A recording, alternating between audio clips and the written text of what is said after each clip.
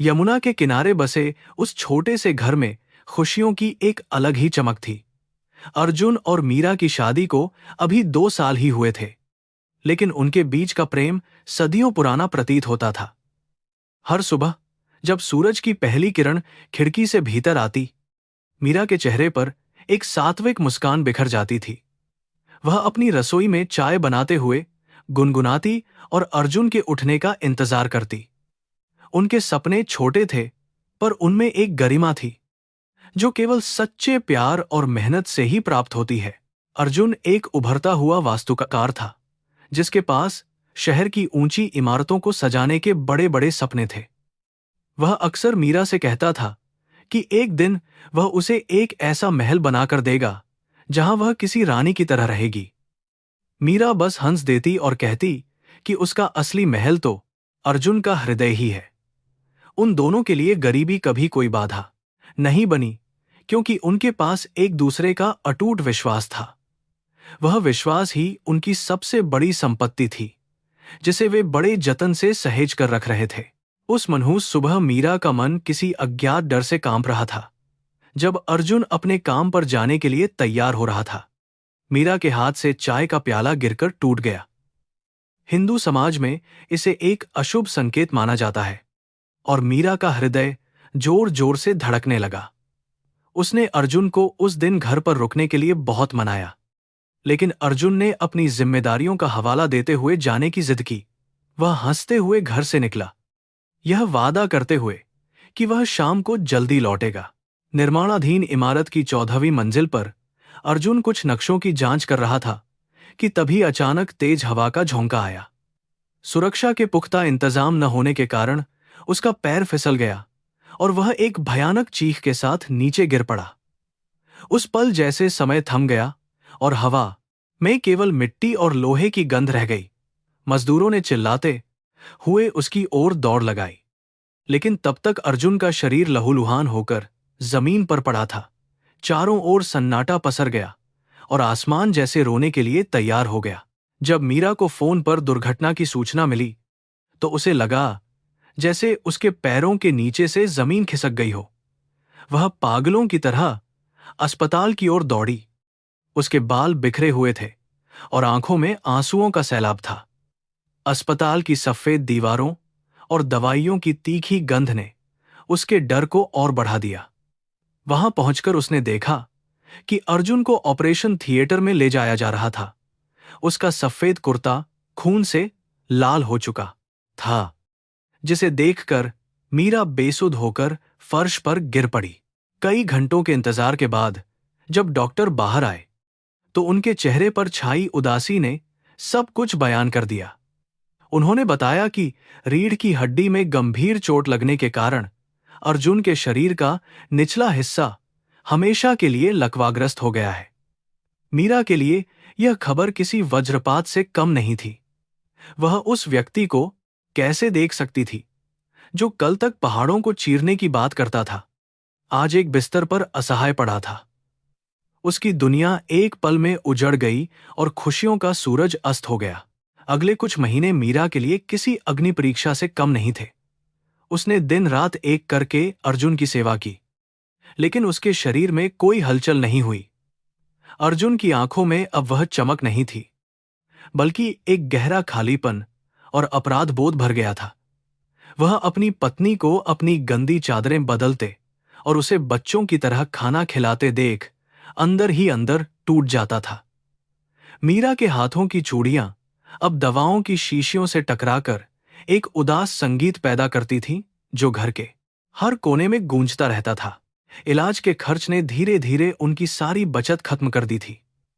अर्जुन की कंपनी ने कुछ मुआवजा देकर अपना पल्ला झाड़ लिया, जिससे केवल चंद महीनों का गुजारा ही संभव था। मीरा ने अपने गहने एक एक करके बेच दिए ताकि वह अर्जुन के लिए महंगी दवाइयां खरीद सके। घर का किराया देना अब असंभव होता जा रहा था और साहूकारों के चक्कर बढ़ने लगे थे। गरीबी का वह क्रूप चेहरा उनके सामने खड़ा था, जो न केवल शरीर को बल्कि आत्मा को भी धीरे धीरे कुतरने की ताकत रखता था। समाज की संवेदनाएं बहुत जल्दी खत्म हो जाती हैं और उनकी जगह तानों और उपदेशों ने ले ली। पड़ोसियों ने कहना शुरू कर दिया कि शायद मीरा के पिछले जन्म के पापों का ही यह फल है। उसकी सास कौशल्या, जो पहले उसे बहुत प्यार करती थी, अब उसे ही अर्जुन की इस हालत के लिए जिम्मेदार ठहराने लगी। वह हर बात पर मीरा को कोसती और कहती कि अगर उसने अर्जुन को उस दिन रोका होता तो यह सब नहीं होता। मीरा बिना कुछ कहे सारा जहर पी जाती और चुपचाप अपना काम करती रहती। अर्जुन के भीतर एक नया युद्ध चल रहा था, जहां वह खुद को अपनी पत्नी के जीवन की सबसे बड़ी रुकावट मानने लगा था। वह मीरा के चेहरे पर छाई थकान को देख सकता था, जो अपनी जवानी के सबसे खूबसूरत साल एक अपंग पति की सेवा में बिता रही थी। वह चाहता था कि वह चिल्लाए, उसे छोड़कर चली जाए, लेकिन मीरा का मौन समर्पण उसे और अधिक पीड़ा देता था। रात के अंधेरे में वह अक्सर चुपके से रोता था, अपनी बेबसी पर और उस खुदा पर जिसने उसे मौत के बदले यह जिल्लत भरी जिंदगी दी थी। जैसे जैसे सर्दी बढ़ी, घर के भीतर की ठंड और भी बढ़ती गई। मीरा ने सिलाई कढ़ाई का काम शुरू कर दिया ताकि चूल्हा जलता रहे, लेकिन वह आमदनी समुद्र में एक बूंद के बराबर थी। अर्जुन का स्वास्थ्य सुधरने के बजाय और बिगड़ता जा रहा था और उसे बेहतर अस्पताल में भर्ती करने की जरूरत थी।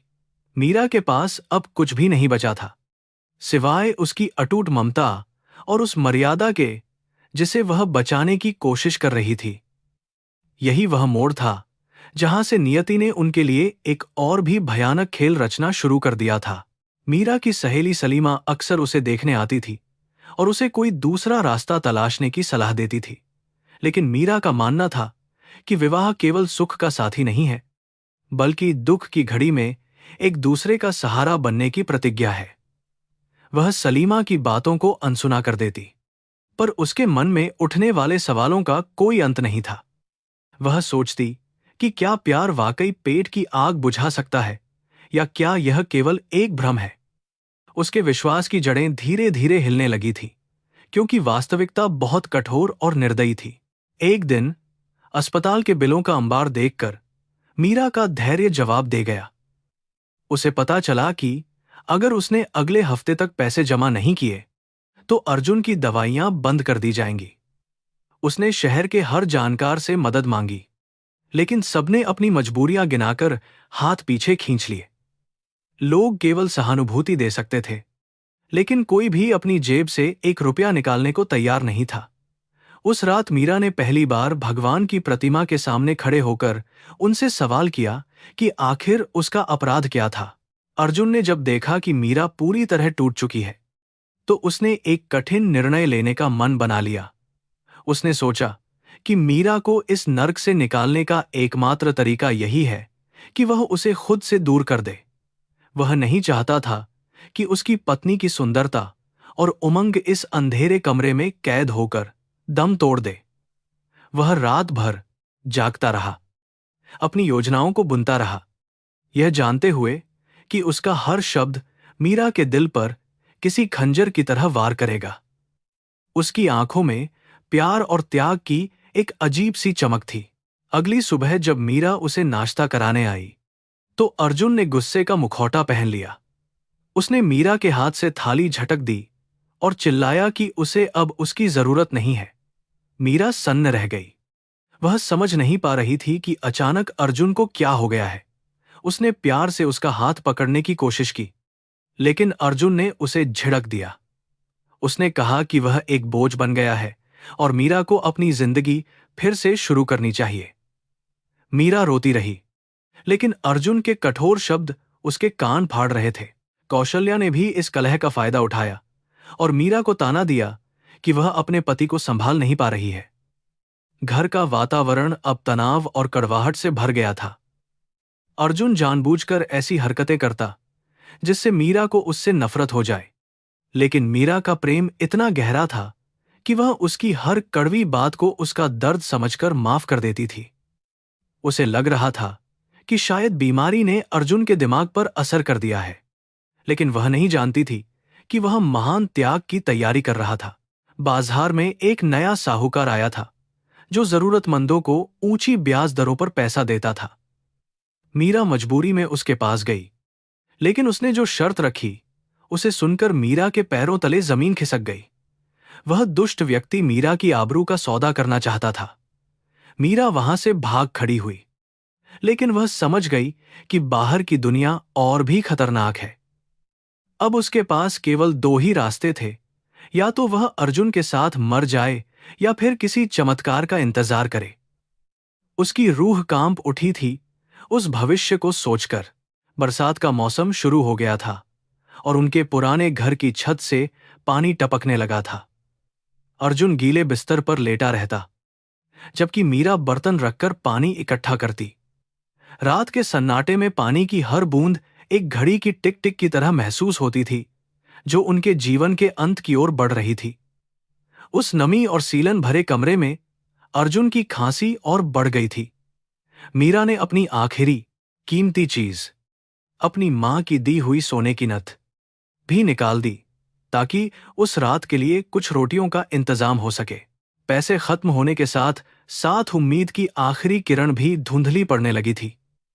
अर्जुन की शारीरिक हालत इतनी बिगड़ गई कि वह अब ठीक से बोल भी नहीं पा रहा था। डॉक्टर ने साफ कह दिया था कि यदि तुरंत कोई बड़ा ऑपरेशन नहीं हुआ तो संक्रमण उसके पूरे शरीर में फैल जाएगा। मीरा ने अपने आप को पूरी तरह असहाय पाया, जैसे वह किसी मझधार में फंसी हो जहां से कोई किनारा नजर नहीं आता। उसने तय किया कि वह शहर जाकर किसी भी तरह के काम की तलाश करेगी, चाहे वह कितना ही छोटा क्यों न हो। जब वह शहर की सड़कों पर काम ढूंढने निकली तो उसे एहसास हुआ कि दुनिया कितनी बेरहम है। जवान और सुंदर स्त्री को देखकर लोग उसे काम देने के बजाय अपनी हवस की नजरों से नापने लगते थे। वह थक हार कर एक पार्क की बेंच पर बैठ गई और फूट फूट कर रोने लगी। उसे याद आया कि अर्जुन ने उसे कभी जमीन पर पैर नहीं रखने दिया था और आज वह दर दर की ठोकरें खा रही थी। सूरज डूब रहा था और उसके साथ ही मीरा के भीतर का विश्वास भी दम तोड़ रहा था। घर लौटते समय उसकी मुलाकात विक्रम से हुई, जो अपनी बड़ी गाड़ी में वहां से गुजर रहा था। उसने मीरा को रोते हुए देखा और गाड़ी रोककर उसकी मदद के लिए हाथ बढ़ाया। विक्रम का चेहरा सौम्य था और उसकी बातों में एक अजीब सा ठहराव था। उसने मीरा की पूरी कहानी सुनी और उसे आश्वासन दिया कि सब ठीक हो जाएगा। मीरा को लगा जैसे अंधेरी सुरंग के अंत में उसे कोई रोशनी दिखाई दी हो। वह नहीं जानती थी कि यह अजनबी उसकी जिंदगी में कौन सा नया मोड़ लेकर आने वाला है। विक्रम का उस छोटे से घर में आना एक ठंडी हवा के झोंके जैसा था, जिसने वहां पसरी घुटन को कुछ पल के लिए दूर कर दिया। वह अपने साथ शहर के सबसे बड़े डॉक्टर को लेकर आया था, जिसने अर्जुन की जांच की और सुधार की एक हल्की सी उम्मीद जगाई। मीरा की आंखों में आंसू थे, पर इस बार वे दुख के नहीं बल्कि कृतज्ञता के थे। उसने विक्रम को किसी फरिश्ते की तरह देखा, जिसने बिना किसी स्वार्थ के उनकी मदद करने का बीड़ा उठाया था। हालांकि उसके मन के किसी कोने में एक अनजाना डर अब भी धीरे धीरे सरक रहा था। डॉक्टर ने अर्जुन को बताया कि आधुनिक तकनीकों और निरंतर फिजियोथेरेपी से उसके अंगों में फिर से जान आ सकती है, लेकिन इसका खर्च उनकी कल्पना से कहीं अधिक था। अर्जुन ने अपनी आंखों से मीरा की खुशी देखी और फिर अपनी बेबसी पर शर्मिंदा हो गया। वह जानता था कि उनके पास अब फूटी कौड़ी भी नहीं बची थी। फिर भी मीरा के चेहरे पर आई वह छोटी सी मुस्कान उसे जीने की एक वजह दे रही थी। विक्रम ने बड़े प्यार से अर्जुन का हाथ थाम लिया और वादा किया कि वह सब कुछ संभाल लेगा, जिससे अर्जुन को थोड़ी राहत मिली। जैसे जैसे दिन बीतते गए, विक्रम का आना जाना बढ़ गया और वह घर की जरूरतों का भी ध्यान रखने लगा। वह न केवल दवाइयां लाता, बल्कि मीरा के लिए साड़ियां और घर के लिए राशन भी भेजने लगा। मीरा को यह सब अजीब लग रहा था, क्योंकि वह किसी अजनबी से इतनी मदद लेने की आदी नहीं थी। उसे महसूस हुआ कि विक्रम की नजरों में उसके प्रति केवल दया नहीं, बल्कि कुछ और भी था। वह जब भी उसे देखता, उसकी आंखों में एक अजीब सी गहराई और तड़प होती थी, जिसे मीरा समझ नहीं पा रही थी। अर्जुन भी इस बदलाव को महसूस कर रहा था और उसके मन में संदेह के बीज पनपने लगे थे। वह रात भर जागकर सोचता कि आखिर कोई अजनबी किसी दूसरे की जान बचाने के लिए अपना खजाना क्यों लुटाएगा। उसे अपनी मर्दानगी पर चोट महसूस होती थी जब वह देखता कि उसकी पत्नी की सुरक्षा और जरूरतों का ख्याल कोई और रख रहा है। बिस्तर पर पड़ा उसका शरीर पत्थर जैसा था, लेकिन उसका दिमाग बिजली की तरह दौड़ रहा था। उसे डर था कि कहीं वह अपनी पत्नी को इस उपकार के बदले खो न दे। एक शाम जब सूरज ढल रहा था, विक्रम ने मीरा को घर के बाहर बुलाया और अपनी दिल की बात कहने का फैसला किया। उसने बताया कि वह एक विधुर है और उसकी जिंदगी में बहुत अकेलापन है, जिसे केवल मीरा जैसी समर्पित स्त्री ही भर सकती है। उसने मीरा के सामने एक ऐसा प्रस्ताव रखा जिसने उसकी रूह को कपा दिया। विक्रम ने कहा कि वह अर्जुन के इलाज का सारा खर्च उठाएगा और उसे विदेश भी भेज देगा, बशर्ते मीरा उससे शादी कर ले। मीरा के लिए यह प्रस्ताव किसी सौदे से कम नहीं था, जिसने उसके चरित्र पर सवाल खड़ा कर दिया। मीरा ने गुस्से में विक्रम को वहां से चले जाने को कहा, लेकिन उसकी आवाज में वह दम नहीं था। वह जानती थी कि अगर वह मना कर देती है तो अर्जुन की मौत निश्चित है, क्योंकि उसे अगली सर्जरी की सख्त जरूरत थी। उसके सामने एक तरफ उसका सुहाग था, जिसे वह मरते हुए नहीं देख सकती थी, और दूसरी तरफ उसकी अपनी पवित्रता और मर्यादा थी। उस रात मीरा मंदिर की चौखट पर बैठकर फूट फूट कर रोई। उसने ईश्वर से पूछा कि क्या प्रेम की परीक्षा हमेशा एक औरत की आबरू से ही ली जाती है। अगले दिन अर्जुन ने मीरा की आंखों की सूजन देख ली और उससे सच्चाई बताने की जिद की। मीरा ने बहुत छिपाने की कोशिश की, लेकिन अर्जुन की अनुभवी आंखों ने सब कुछ पढ़ लिया था। जब उसे विक्रम के प्रस्ताव के बारे में पता चला तो उसने चिल्लाने या गुस्सा करने के बजाय एक डरावनी खामोशी ओढ़ ली। वह समझ गया था कि उसकी जिंदगी मीरा के लिए एक बेड़ी बन गई है, जो उसे आगे बढ़ने से रोक रही है। उस खामोशी ने मीरा के दिल को और भी जोर से चीर दिया। अर्जुन ने मीरा का हाथ पकड़कर उसे अपने पास बिठाया और बहुत ही शांत स्वर में बात करना शुरू किया। उसने कहा कि वह अब कभी ठीक नहीं हो पाएगा और मीरा को अपनी जवानी एक जिंदा लाश के साथ बर्बाद नहीं करनी चाहिए। उसने मीरा को कसम दी कि वह विक्रम का प्रस्ताव स्वीकार कर ले, ताकि कम से कम वह तो एक सुखी जीवन जी सके। मीरा ने अपने कान बंद कर लिए। वह अपने पति के मुंह से ऐसी बातें नहीं सुनना चाहती थी। उसके लिए अर्जुन ही उसका संसार था, चाहे वह अपंग ही क्यों न हो। कौशल्या, जो कमरे के बाहर से यह सब सुन रही थी, भीतर आई और मीरा पर बरस पड़ी। उसने कहा कि मीरा स्वार्थी है और वह अपने पति को मरते हुए देखना चाहती है। केवल अपनी जिद के कारण उसने मीरा को याद दिलाया कि एक पत्नी का सबसे बड़ा धर्म अपने पति की रक्षा करना होता है, चाहे उसके लिए उसे कोई भी कीमत चुकानी पड़े। मीरा को लगा जैसे पूरा समाज और उसके अपने लोग मिलकर उसे एक ऐसे कुएं में धकेल रहे हैं जहां से बाहर निकलने का कोई रास्ता नहीं था। मीरा ने कई दिनों तक न कुछ खाया और न ही किसी से बात की। वह बस अर्जुन की सेवा करती रही, जैसे कि वह इन आखिरी पलों को अपने भीतर हमेशा के लिए संजो लेना चाहती हो। अर्जुन ने भी अपना रुख और कड़ा कर लिया और दवाइयां लेना बंद कर दिया। उसने साफ कह दिया कि यदि मीरा ने विक्रम से शादी नहीं की तो वह अपनी जान दे देगा। यह एक ऐसी भावनात्मक ब्लैकमेलिंग थी जिसका मीरा के पास कोई जवाब नहीं था। उसकी आत्मा धीरे धीरे मर रही थी और शरीर केवल एक मशीन की तरह चल रहा था। अंततः एक बरसात की रात में जब बिजली कड़क रही थी, मीरा ने अपना फैसला सुना दिया। उसने विक्रम से कहा कि वह उसकी पत्नी बनने के लिए तैयार है, लेकिन एक शर्त पर कि अर्जुन का इलाज सबसे अच्छे अस्पताल में होगा और उसकी देखभाल में कोई कमी नहीं आएगी। विक्रम ने बिना किसी हिचकिचाहट के उसकी सारी शर्तें मान लीं। मीरा ने जब यह बात अर्जुन को बताई तो अर्जुन की आंखों से आंसू बह निकले, पर वह मुस्कुराया। वह मुस्कान जीत की नहीं, बल्कि एक बहुत बड़ी हार की थी जिसे दुनिया त्याग का नाम दे रही थी। तलाक के कागजात और नई शादी की तैयारियां साथ साथ चलने लगीं। गांव के लोग अब मीरा को हिकारत की नजर से देखने लगे थे, जैसे वह कोई कुलटा हो जिसने अपने बीमार पति को पैसे के लिए छोड़ दिया। कोई भी उस दर्द को नहीं देख पा रहा था जिसे मीरा अपने सीने में दबाए हुए थी। वह हर रोज अर्जुन के पैर छूती और उनसे माफी मांगती, जबकि अर्जुन बस शून्य में निहारता रहता। उन दोनों के बीच एक ऐसा फासला आ गया था जिसे अब कोई भी पुल नहीं भर सकता था।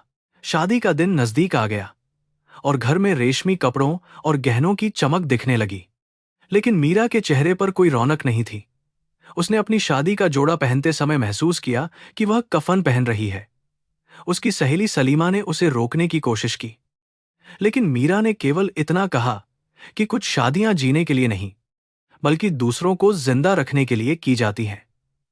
उसकी आवाज में एक अजीब सा ठहराव था, जैसे उसने अपनी सारी भावनाएं यमुना की लहरों में विसर्जित कर दी हों। विक्रम ने मीरा को एक कीमती हीरों का हार पहनाया, लेकिन मीरा को वह लोहे की जंजीर जैसा महसूस हुआ। अर्जुन को एक एम्बुलेंस में डालकर शहर के सबसे बड़े अस्पताल ले जाया जा रहा था, और उसी समय मीरा की विदाई हो रही थी। उसने मुड़कर आखिरी बार अपने उस छोटे से घर को देखा जहां उसने प्यार के सुनहरे सपने बुने थे। अब वह घर खंडहर होने वाला था और उसका प्रेम एक समझौते की भेंट चढ़ चुका था। अर्जुन की आंखों ने उसे विदा किया, और उन आंखों में विदा की वह तड़प थी जिसे शब्द कभी बयान नहीं कर सकते। विक्रम के विशाल बंगले में पहुंचकर मीरा को लगा जैसे वह किसी सोने के पिंजरे में कैद हो गई है। वहां हर चीज भव्य थी, नौकर चाकर दौड़ रहे थे, लेकिन वहां वह सुकून नहीं था जो अर्जुन की टूटी हुई चारपाई के पास मिलता था। विक्रम ने उसे बहुत प्यार और सम्मान देने की कोशिश की, लेकिन मीरा के लिए वह केवल एक लेनदार था।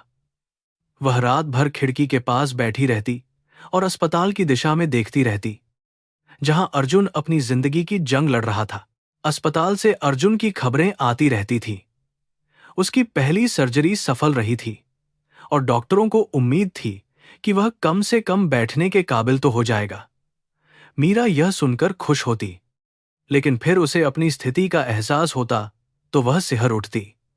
उसने विक्रम के साथ अपनी पत्नी के कर्तव्यों को निभाने की कोशिश की, लेकिन उसका मन हमेशा उसी बीमार और असहाय पति के पास रहता था। विक्रम उसकी इस खामोशी से वाकिफ था, पर उसे उम्मीद थी कि वक्त के साथ सब ठीक हो जाएगा।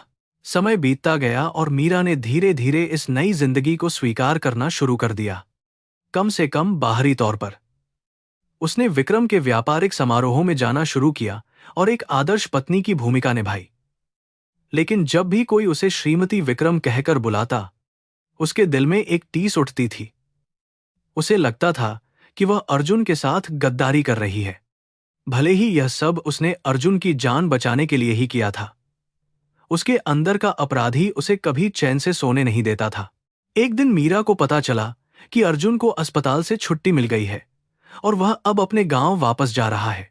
उसने विक्रम से विनती की कि वह उसे एक बार अर्जुन से मिलने जाने दे। विक्रम ने पहले तो मना किया, लेकिन मीरा की आंखों में मौत जैसी हताशा देखकर वह पिघल गया। उसने मीरा को अपनी गाड़ी और ड्राइवर के साथ गांव जाने की अनुमति दे दी। मीरा का दिल जोर जोर से धड़क रहा था। वह नहीं जानती थी कि वह अर्जुन का सामना कैसे करेगी और उससे क्या कहेगी। गांव पहुंचकर मीरा ने देखा कि उनका पुराना घर अब और भी जर्जर हो गया था। अर्जुन एक व्हीलचेयर पर बैठा आंगन में नीम के पेड़ के नीचे धूप सेंक रहा था। उसकी शारीरिक हालत पहले से बेहतर थी, लेकिन उसकी आंखों की उदासी और भी गहरी हो गई थी। जब उसने मीरा को रेशमी साड़ी और गहनों में लदी हुई देखा, तो उसने अपनी नजरें झुका लीं। उन दोनों के बीच एक भारी सन्नाटा था जिसे केवल चिड़ियों की चहचहाहट ही तोड़ रही थी। मीरा उसके पास गई और उसके कदमों में बैठ गई। अर्जुन ने धीमी आवाज में कहा कि उसे यहां नहीं आना चाहिए था। उसने कहा कि अब उनका रिश्ता खत्म हो चुका है और मीरा को अपने नए घर की खुशियों पर ध्यान देना चाहिए। मीरा ने उसका हाथ पकड़ना चाहा, लेकिन अर्जुन ने अपना हाथ खींच लिया। उसने मीरा से कहा कि वह अब उसके लिए केवल एक पराई स्त्री है। मीरा को लगा जैसे उसे किसी ने हजारों सुइयां चुभो दी हों। वह समझ गई कि अर्जुन ने उसे केवल शारीरिक रूप से नहीं बल्कि मानसिक रूप से भी अपनी जिंदगी से बेदखल कर दिया है। मीरा वापस लौट आई, लेकिन उसका हृदय वहीं रह गया। वह अब एक ऐसी लाश बन चुकी थी जो बस चल फिर रही थी। विक्रम ने उसे संभालने की कोशिश की, लेकिन मीरा की आत्मा में जो घाव थे वे किसी दवा से नहीं भर सकते थे। उसे अपनी नियति पर रोना आता था कि उसने सब कुछ खोकर भी कुछ नहीं पाया। अर्जुन का शारीरिक दर्द अब उसकी मानसिक वेदना के सामने बहुत छोटा लगने लगा था। उसे महसूस हुआ कि वह मीरा के गले की एक ऐसी भारी जंजीर बन गया है जो उसे गहरे समुद्र में डुबो रही है। मीरा की चमकती हुई आंखों में अब केवल अंधेरा और थकान नजर आती थी। वह रात रात भर उसके घावों को साफ करती और उसकी बेजान टांगों की मालिश करती रहती थी। अर्जुन को लगा कि अगर उसने मीरा को आज आजाद नहीं किया तो उसकी ममता और वफादारी ही उसकी जान ले लेगी। विक्रम एक बार फिर उस छोटे से घर में आया था, लेकिन इस बार उसके इरादे बिल्कुल साफ और कठोर थे। उसने अर्जुन के इलाज के लिए एक बहुत बड़ी राशि और शहर के बेहतरीन अस्पताल में दाखिले की व्यवस्था कर दी थी। अर्जुन अपने कमरे की दीवार के पीछे से उसकी आवाज सुन रहा था और उसके शब्द किसी कतरनी की तरह उसके दिल को काट रहे थे। उसकी आंखों से आंसू निकलकर तकिए को भिगो रहे थे, पर उसने एक शब्द भी नहीं कहा। वह जानता था कि गरीबी और बीमारी का कोई दूसरा इलाज नहीं था। अर्जुन ने हिम्मत जुटाई और मीरा को अपने पास बुलाया ताकि वह उसे अंतिम फैसला सुना सके। उसने अपनी आवाज को जितना हो सके उतना कठोर बनाया और मीरा से कहा कि वह अब उसके लिए केवल एक बोझ है। उसने मीरा से कहा कि वह अभी युवा है और उसके पास पूरी जिंदगी पड़ी है जिसे वह एक अपंग के साथ बर्बाद नहीं कर सकती। उसने मीरा को एक टूटे हुए बर्तन की तरह बताया जिसमें पानी नहीं रुक सकता। मीरा की आंखों में अविश्वास और गहरा दुख उमड़ आया, जिसे देखकर अर्जुन का हृदय कांप उठा। मीरा उसके चरणों में गिर पड़ी और पुराने वचनों की याद दिलाने लगी जो उन्होंने अग्नि के सामने लिए थे। उसने 7 फेरों और अटूट बंधन की दुहाई दी, लेकिन अर्जुन ने पत्थर जैसा दिल बना लिया था। उसने कहा कि वे वचन एक जीवित और स्वस्थ पुरुष के लिए थे, न कि एक ऐसी लाश के लिए जो दूसरों की दया पर पल रही हो। उसने मीरा को याद दिलाया कि प्यार केवल साथ रहने में नहीं बल्कि दूसरे की खुशी के लिए उसे छोड़ देने में भी होता है। मीरा का रोना अब सिसकियों में बदल गया था। इसके बाद अर्जुन ने अपनी सबसे बड़ी चाल चली और भूख हड़ताल शुरू कर दी। उसने मीरा के हाथों से वह कड़वी दवा लेने से मना कर दिया जिसे उसने अपनी आखिरी पायल बेचकर खरीदा था। उसने साफ कह दिया कि जब तक मीरा तलाक के कागजों पर हस्ताक्षर नहीं करेगी वह अन्न का एक दाना भी ग्रहण नहीं करेगा। यह मीरा के लिए एक भयानक दुविधा थी, क्योंकि वह अपने पति को तिल तिल मरते हुए नहीं देख सकती थी। उसे समझ नहीं आ रहा था कि वह अपने सुहाग को बचाए या अपनी पवित्र मर्यादा को बचाए। कौशल्या ने भी इस नाटक में अपना हिस्सा निभाया और मीरा को मानसिक रूप से प्रताड़ित करना शुरू कर दिया। उसने मीरा को ताना दिया कि वह अर्जुन की मौत का इंतजार कर रही है ताकि वह बाद में स्वतंत्र हो सके। उसने विक्रम के द्वारा दिए गए भविष्य के वादों को परिवार के लिए एकमात्र सहारा बताया। मीरा को लगने लगा कि वह चारों ओर से भेड़ियों से घिरी हुई है जो उसकी बलि मांग रहे थे। घर की दीवारें भी अब उसे काटने को दौड़ती थीं और उसे अपनी ही परछाई से डर लगने लगा था। व्याकुल होकर मीरा गांव के प्राचीन शिव मंदिर की ओर दौड़ी, जहां उसने बचपन से ही अपनी हर मुराद मांगी थी। उसने शिवलिंग पर जल चढ़ाया और महादेव से इस संकट का हल निकालने की प्रार्थना की। उसने पूछा कि आखिर क्यों एक स्त्री को ही हमेशा अपनी अग्नि परीक्षा देनी पड़ती है और क्यों समाज उसके त्याग को कलंक समझता है। मंदिर का गर्भगृह ठंडा और शांत था, लेकिन मीरा का मन जलते हुए अंगारों जैसा था। उसने बहुत देर तक सिर झुकाए रखा, पर उसे कोई दैवीय आवाज या संकेत सुनाई नहीं दिया। उस पत्थर की मूरत से कोई उत्तर नहीं मिला, केवल मंदिर की घंटी की गूंज हवा में तैरती रही। मीरा को एहसास हुआ कि इस दुनिया में भगवान भी केवल उन्हीं की मदद करते हैं जिनके पास शक्ति और साधन होते हैं। उसके जैसी लाचार स्त्री के लिए केवल सन्नाटा और अंधेरा ही नियति थी। उसने मंदिर की सीढ़ियों पर बैठकर घंटों अपनी किस्मत पर विचार किया। उसे लगा कि शायद उसकी बलि ही अर्जुन के जीवन का एकमात्र मार्ग है। उस क्षण उसने अपना मन पक्का कर लिया और घर की ओर लौट पड़ी। जब वह घर पहुंची तो विक्रम का वकील कागजात लेकर पहले से ही वहां मौजूद था। मीरा को उन कागजों पर लगी स्याही ताजा खून की तरह लाल और डरावनी महसूस हुई। उसने देखा कि अर्जुन ने पहले ही अपनी कांपती हुई उंगलियों से उन पर अंगूठे का निशान लगा दिया था। वह निशान अर्जुन की हार और मीरा की लाचारी का एक जीता जागता गवाह था। वकील के चेहरे पर एक पेशेवर ठंडी मुस्कान थी, जैसे वह किसी व्यापारिक सौदे को अंतिम रूप दे रहा हो। मीरा के हाथ कांपने लगे, पर उसने कलम उठा ली। मीरा के भीतर एक भयंकर द्वंद्व चल रहा था, जहां उसकी आत्मा दो हिस्सों में बंट गई थी। अगर वह यहां रुकती तो अर्जुन इलाज के अभाव और अपनी जिद के कारण दम तोड़ देता। अगर वह विक्रम के साथ जाती तो अर्जुन को नया जीवन मिलता, पर मीरा खुद अंदर से मर जाती। प्यार का यह कैसा विरोधाभास था, जहां जीवन देने के लिए साथ छोड़ना अनिवार्य हो गया था। उसने महसूस किया कि उसका वजूद अब केवल एक वस्तु की तरह रह गया है, जिसे पुरुष अपनी शर्तों पर खेल रहे थे। अचानक अर्जुन उस पर चिल्ला उठा और अपनी सारी बची हुई ताकत लगाकर उसे घर से बाहर जाने को कहा। उसने कहा कि वह उसे मौत का उपहार दे दे या फिर विक्रम से शादी करके उसे नया जीवन दे दे। उसकी आवाज में छिपा हुआ दर्द और प्यार मीरा को साफ सुनाई दे रहा था। वह समझ गई कि अर्जुन यह सब केवल उसके भले के लिए कर रहा है, ताकि वह इस गरीबी से निकल सके। अर्जुन की आंखों में बसी वह हताशा मीरा को झकझोर गई और उसने अंततः अपनी सहमति दे दी। मीरा ने महसूस किया कि उसकी अपनी इच्छाओं का अब कोई मूल्य नहीं बचा है और त्याग ही उसकी एकमात्र मुद्रा है। उसने विक्रम से कहा कि वह उसकी शर्तों पर चलने के लिए तैयार है, लेकिन उसका हृदय हमेशा के लिए राख बन चुका है। उसने अर्जुन से विनती की कि वे दोनों एक आखिरी रात पति पत्नी के रूप में साथ बिताएं। अर्जुन ने बिना उसकी ओर देखे सिर हिला दिया, क्योंकि वह नहीं चाहता था कि मीरा उसकी आंखों में बहते हुए पछतावे के सैलाब को देख पाए। वह रात बहुत लंबी होने वाली थी। वह अंतिम रात किसी शव यात्रा की तैयारी जैसी महसूस हो रही थी, जहां कोई शब्द नहीं थे। कमरे में केवल उनकी भारी सांसों की आवाज और दीवार पर टंगी पुरानी घड़ी की टिक टिक सुनाई दे रही थी। मीरा ने अंतिम बार अर्जुन की उन बेजान टांगों की मालिश की, जिन पर कभी उसे बहुत गर्व था। उसने अपने आंसुओं को रोकने की कोशिश की ताकि अर्जुन को कमजोर न कर दे।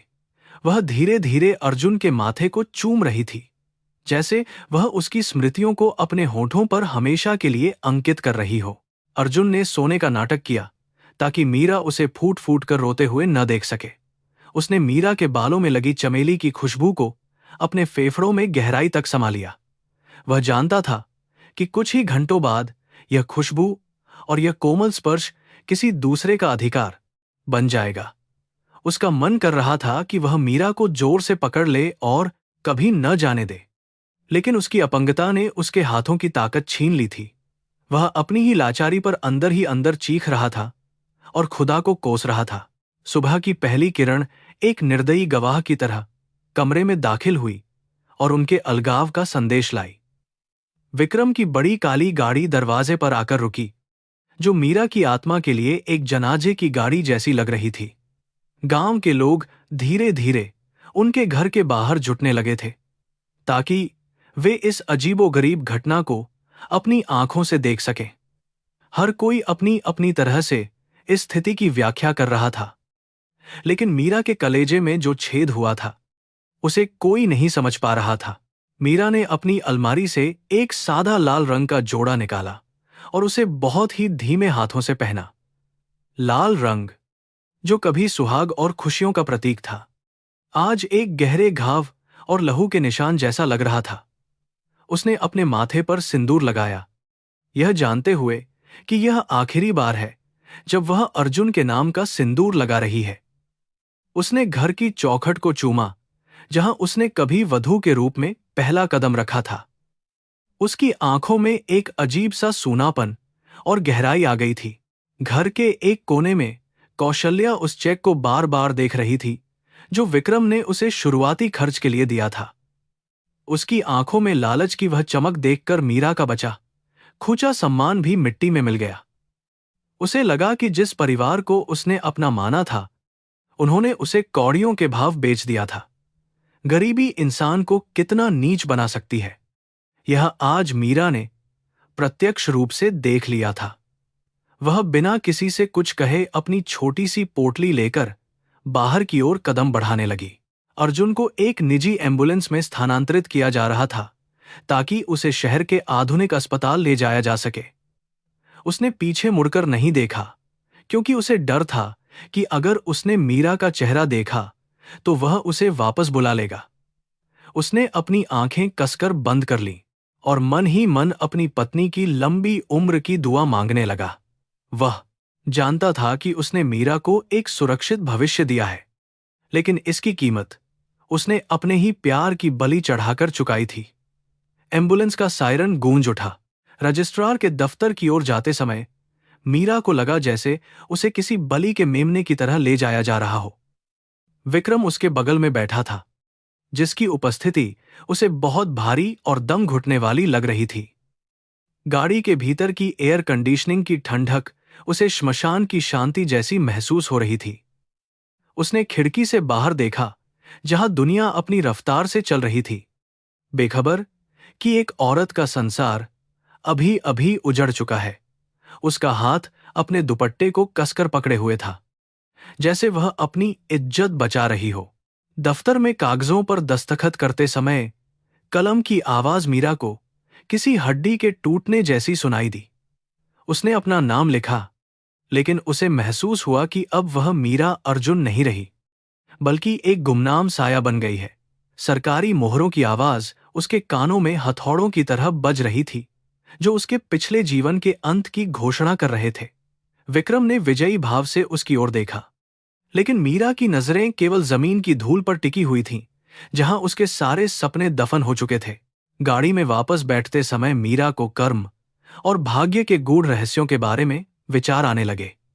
वह सोच रही थी कि क्या यह उसके पिछले जन्मों का फल है, या वह अपने भविष्य के लिए दुखों का एक नया चक्र बुन रही है। गाड़ी के भीतर का सन्नाटा इतना गहरा था कि उसे अपनी ही धड़कनें शोर की तरह महसूस होने लगीं। उसे लगा कि वह एक ऐसे रेगिस्तान में पहुंच गई है, जहां दूर दूर तक पानी का कोई निशान नहीं है। इंसानियत आज चुपचाप एक कोने में बैठकर अपनी हार पर रो रही थी। विक्रम की हवेली की ऊंची दीवारें मीरा को निगलने के लिए तैयार खड़ी थी। जब उसने पहली बार उस विशाल दहलीज पर कदम रखा, तो उसे लगा कि वह अपने आत्मसम्मान की अर्थी लेकर आई है। चारों ओर नौकरों की फौज खड़ी थी, लेकिन उन सबकी नजरों में मीरा के लिए कोई सम्मान नहीं, बल्कि केवल जिज्ञासा थी। वे देख रहे थे कि उनके मालिक ने किस साधारण और दुखी स्त्री को अपनी पत्नी चुना है। मीरा की रेशमी साड़ी का बोझ उसके कंधों को झुका रहा था, और हीरों का हार उसके गले में फंदा बन गया था। शादी की रस्में एक यांत्रिक तरीके से पूरी की गईं, जहां मीरा का शरीर तो मौजूद था, पर उसकी आत्मा अस्पताल के उस बिस्तर पर पड़ी थी जहां अर्जुन लेटा था। अग्नि के चारों ओर फेरे लेते समय उसे केवल अर्जुन के वे वादे याद आ रहे थे जो उसने कभी गरीबी में किए थे। विक्रम ने जब उसकी मांग में सिंदूर भरा, तो मीरा को लगा कि वह सिंदूर नहीं, बल्कि उसके भविष्य की राख है। उसने अपनी आंखें बंद कर लीं ताकि वह उस अजनबी पुरुष के चेहरे को न देख सके जिसने उसे खरीदा था। महल जैसे इस घर के बेडरूम में मीरा को नींद नहीं आती थी। मखमली गद्दों पर लेटे हुए भी उसे वह पुरानी खटिया याद आती थी जहां वह अर्जुन के साथ सोती थी। खिड़की के बाहर रात का सन्नाटा उसे डराता था, और कमरे की भव्यता उसे एक जेल की तरह महसूस होती थी। विक्रम ने उसे छूने की कोशिश नहीं की। शायद वह उसके दुख की गहराई को समझ रहा था। उसने केवल इतना कहा कि वह मीरा को दुनिया की हर खुशी देगा, लेकिन मीरा जानती थी कि उसके लिए खुशी का अर्थ बदल चुका था। दिन के समय मीरा एक सजे हुए पुतले की तरह घर में घूमती रहती थी। उसे कोई काम करने की इजाजत नहीं थी, जबकि उसे मेहनत करने की आदत थी। नौकरानियां उसके हाथ से बर्तन छीन लेती थीं और उसे आराम करने के लिए कहती थीं। यह आराम उसके लिए किसी सजा से कम नहीं था, क्योंकि खाली दिमाग में केवल अर्जुन की यादें ही दस्तक देती थीं। वह सोचती थी कि क्या अर्जुन ने दवा ली होगी, या क्या उसे समय पर खाना मिला होगा। उसकी चिंता एक गहरे और पुराने घाव की तरह हमेशा ताजा रहती थी। मीरा ने धीरे धीरे अपने निजी खर्च के पैसों को बचाना शुरू कर दिया, ताकि वह उन्हें अर्जुन तक पहुंचा सके।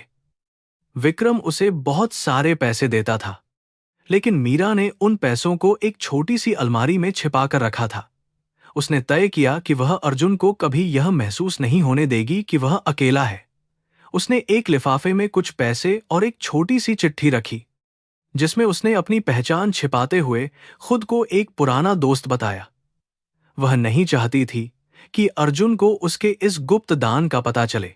चिट्ठी भेजने का काम बहुत जोखिम भरा था, लेकिन मीरा ने इसे एक मिशन की तरह लिया। वह बाजार जाने के बहाने घर से निकलती और चुपके से डाकखाने पहुंच जाती थी। जब वह पहला लिफाफा पोस्ट कर रही थी, तो उसके हाथ कांप रहे थे और माथे पर पसीना था। उसे लगा जैसे वह कोई बहुत बड़ा अपराध कर रही हो, लेकिन उसका हृदय जानता था कि यह केवल प्यार की एक पुकार है। वह डाक के डिब्बे को इस तरह निहार रही थी जैसे वह उसका संदेश सीधा अर्जुन के दिल तक ले जाएगा। अस्पताल में अर्जुन को जब वह गुमनाम लिफाफा मिला, तो उसकी आंखों में एक अजीब सा संशय पैदा हो गया। उसने उन पैसों को देखा और फिर उस सादे कागज को पढ़ा, जिसमें उसकी सलामती की दुआएं लिखी थीं।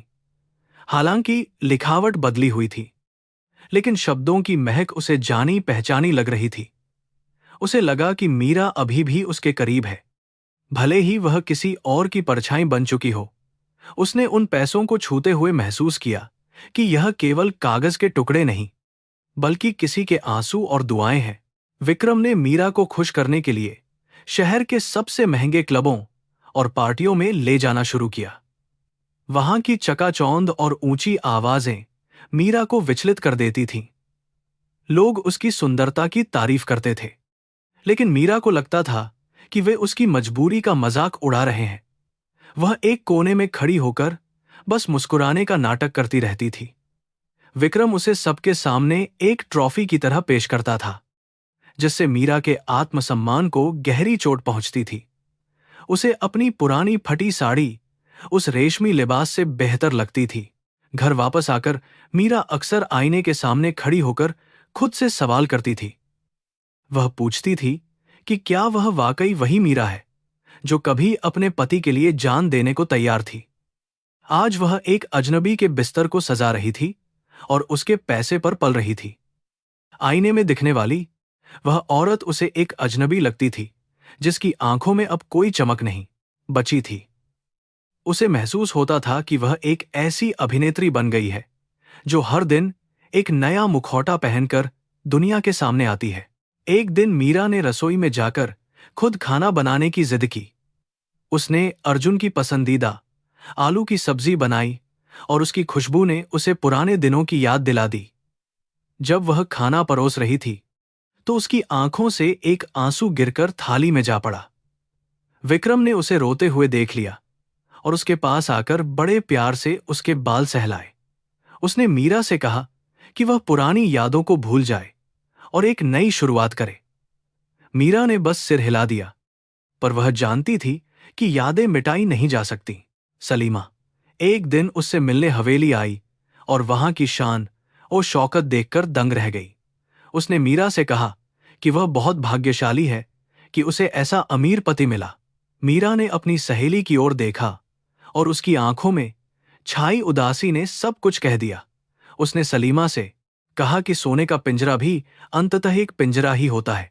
उसने सलीमा के हाथों अर्जुन के लिए कुछ गर्म कपड़े और फल भिजवाए। सलीमा ने वादा किया कि वह मीरा का यह राज किसी को नहीं बताएगी और अर्जुन की खबर लाती रहेगी।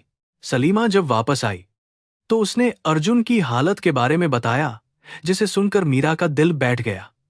अर्जुन अब धीरे धीरे अपनी उंगलियां हिला पा रहा था, लेकिन वह बहुत कम बोलता था। वह अक्सर खिड़की से बाहर देखता रहता था और किसी का इंतजार करता था। मीरा को लगा कि अर्जुन शायद उसकी राह देख रहा है, पर वह चाहकर भी उसके पास नहीं जा सकती थी। उसकी वफादारी अब दो हिस्सों में बंट गई थी, जहां एक तरफ कर्तव्य था और दूसरी तरफ वह प्यार जो कभी खत्म नहीं हुआ। विक्रम को धीरे धीरे मीरा की गुमसुमियत पर शक होने लगा था। उसने गौर किया कि मीरा अक्सर दोपहर में गायब रहती है और उसके अलमारी से पैसे कम हो रहे हैं। वह एक चतुर व्यापारी था और लोगों के चेहरों को पढ़ना अच्छी तरह जानता था। उसने मीरा का पीछा करने का फैसला किया ताकि वह जान सके कि उसकी पत्नी उससे क्या छिपा रही है। वह नहीं चाहता था कि उसकी प्रतिष्ठा पर कोई आंच आए या कोई उसे धोखा दे। उसके मन में संदेह का एक जहरीला नाग फुंकार भरने लगा था। मीरा एक दिन जब मंदिर से लौट रही थी तो उसने देखा कि विक्रम की गाड़ी उसका पीछा कर रही है। उसका दिल जोर जोर से धड़कने लगा और उसने अपनी चाल तेज कर दी। वह उस दिन अर्जुन के लिए कुछ विशेष दवाइयां लेने गई थी, जिन्हें उसने सलीमा को सौंपना था। उसे डर था कि अगर विक्रम ने उसे पकड़ लिया तो अर्जुन का इलाज रुक जाएगा और विक्रम का गुस्सा पूरे परिवार पर बरसेगा। उसने बड़ी चालाकी से खुद को गलियों में छिपा लिया, लेकिन वह जानती थी कि वह ज्यादा समय तक नहीं छिप पाएगी। घर पहुंचकर विक्रम ने मीरा से सीधा सवाल किया कि वह कहाँ गई थी। मीरा ने झूठ बोल दिया कि वह किसी सहेली से मिलने गई थी, लेकिन विक्रम की नजरों ने उसे बता दिया कि वह उसके झूठ को पकड़ चुका है। विक्रम ने उसे चेतावनी दी कि वह उसे एक रानी की तरह रख रहा है, लेकिन अगर उसने उसे धोखा दिया तो वह उसे धूल में मिला देगा। उस रात हवेली का माहौल बहुत तनावपूर्ण हो गया था। मीरा को लगा कि उसकी आजादी के दिन अब खत्म होने वाले हैं और उसे और अधिक सतर्क रहना होगा। इंसानियत का तकाजा यह था कि मीरा को अपनी जिंदगी जीने का हक मिले, पर समाज और परिस्थितियों ने उसे एक सौदे में बदल दिया था। वह हर रात भगवान से यही प्रार्थना करती थी कि अर्जुन जल्दी ठीक हो जाए ताकि वह इस बोझ से मुक्त हो सके। उसने महसूस किया कि वह अर्जुन के प्रति अपनी जिम्मेदारी निभा रही है, पर क्या वह विक्रम के प्रति ईमानदार थी? यह सवाल उसे अंदर ही अंदर खाए जा रहा था। नैतिकता के धागे इतने उलझ गए थे कि उन्हें सुलझाना अब नामुमकिन सा लग रहा था। अर्जुन को अब महसूस होने लगा था कि वह जो गुमनाम मदद पा रहा है वह किसी और की नहीं बल्कि मीरा की ही है।